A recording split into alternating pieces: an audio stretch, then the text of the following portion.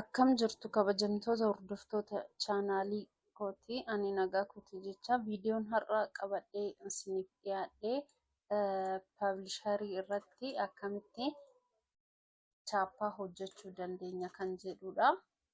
Akkamitti akka hojjennu chaappaa isinitti argisiisa jechuudha. Na waliin tura. Duraan dursinee koompitara keenya erga banannee booda startii kana keessa seenna. Sana booda Microsoft Office keessa seenna. Microsoft Office.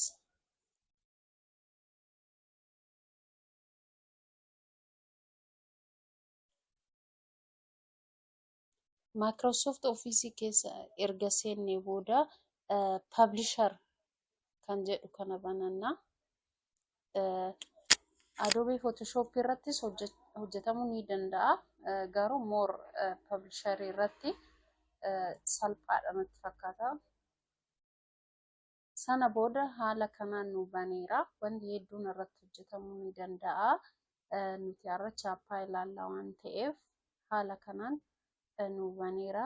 More blank page size kan jettu kana filanna jechuudha. Maaliif saayizii nuti irratti hojjennu nu filachiisa waan ta'eef jechuudha. Nuti saayizii peeparii barbaanne waan ta'eef saayizii nu filachiisa jechuudha. Haala kanaan taa'eera. Nuti kan barbaannu amma A4 landscapes ta'uu danda'a. A4 portraits ta'uu danda'a. Portrait filanna. Print ta'uudhaaf baay'ee nu fayyada waan ta'eef portrait osoo ta'ee A4 osoo ta'ee gaariidha jechuudha. Haala kanaan erga nu banee booda zoom godhanna ofitti siqsina jechuudha. Sana booddee haala kanaan nu baneera. Haala kanaan erga nu banee booda chaappaa hojjechuuf waan ta'eef kaayyoon keenya shapes kan jettu kana bira seenna jechuudha. Sana booda geengoo barbaanna jechuudha. Geengoo shapii geengoo barbaanna jechuudha. Sana booddee in harkisna. Erga harkisnee booddee ishee kana keessa seenne saayizii kenninaaf jechuudha. Saayizii iddoo kanatti qixa waan ta'eef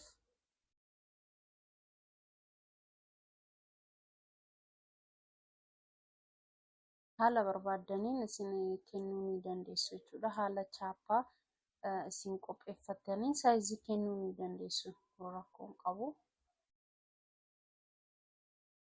Haala kanaan geengoo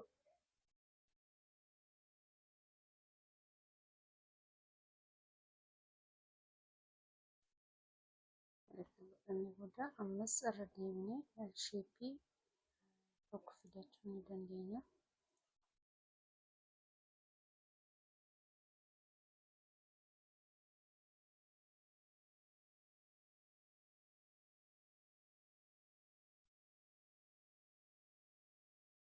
Wal qixxeessuu qabna jechuudha akka bareeduuf.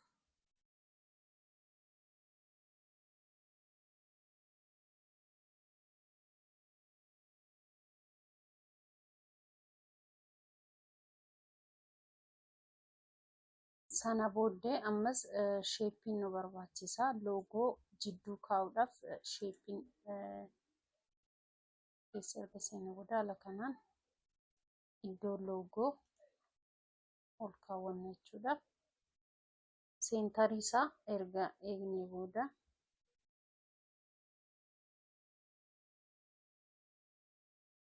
amma gara barreeffamaatti deemna jechuudha. Tekstiin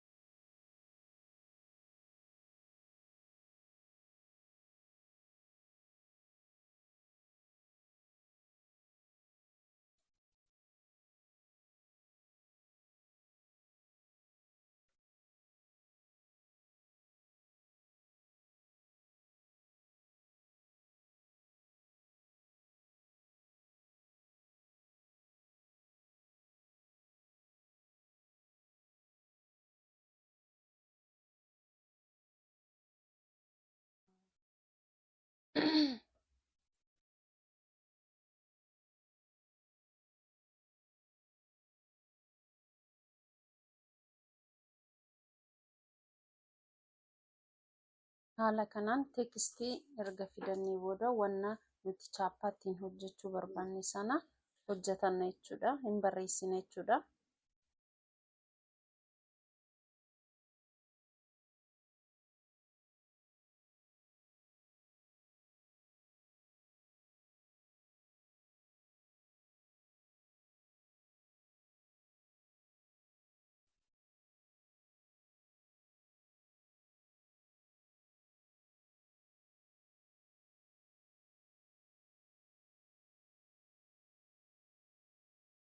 Haala kanaan erga barreessinee booda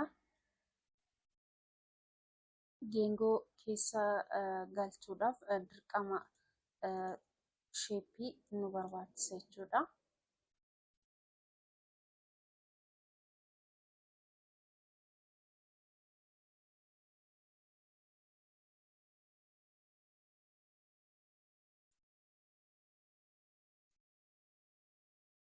Iddoo kana erga seennee booda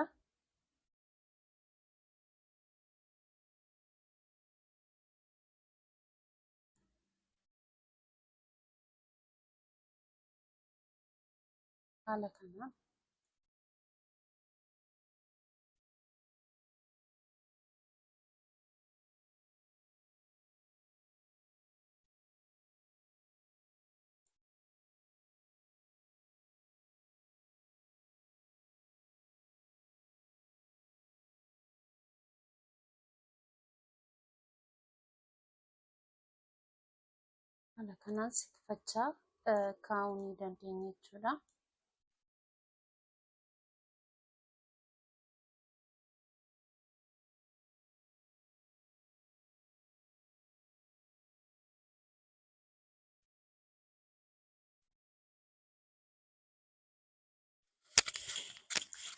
Sana booda kun immoo isa gubbaati jechuudha.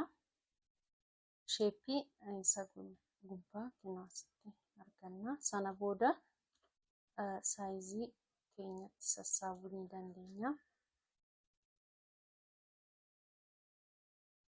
Kalarii haala barbaadanii isin kaawwachuu ni dandeessu.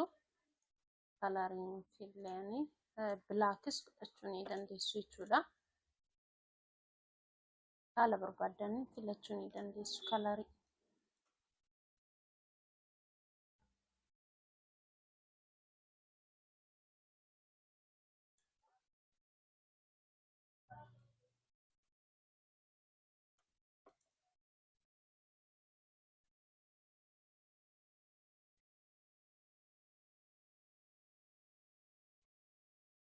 Haala kanaan walitti fidattu geengoo keessa seenuu qaba waan ta'eef.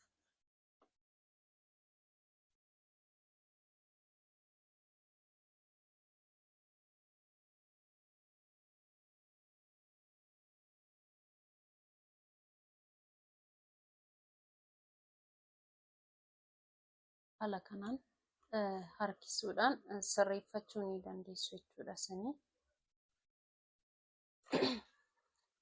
Loogoo jidduu kanatti galuu akkasumas sheeppirraa fudhachuu ni dandeessu. Wanna barbaadan nuuf ta'a wanna jettan loogoo as keessaa filachuu ni dandeessu jechuudha. Fakkeenyaaf maal filannu?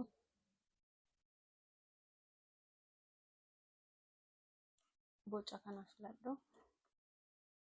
Ishee kana akkasuma gabaabsinee galchuu ni dandeenya jechuudha. Haala kanaan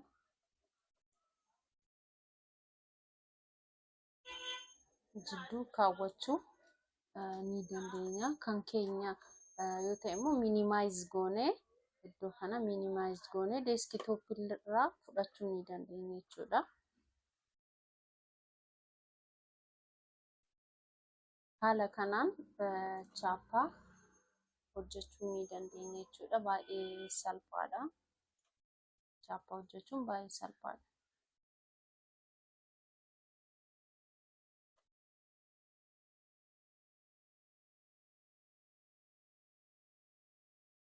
seevii godhachuu yeroo barbaannu faayil kan jedhu kana keessa seennaa sana booda seevaas jennaa.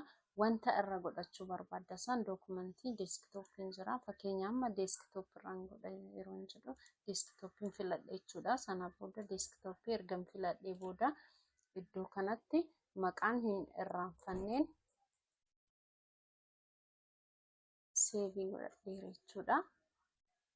Haala kanaan hojjetama jechuudha. Chaappaanii baay'ee salphaadha. Viidiyoon har'aa qabadhee isiniif dhiyaadhe kana fakkaata. Nagaan naa tura.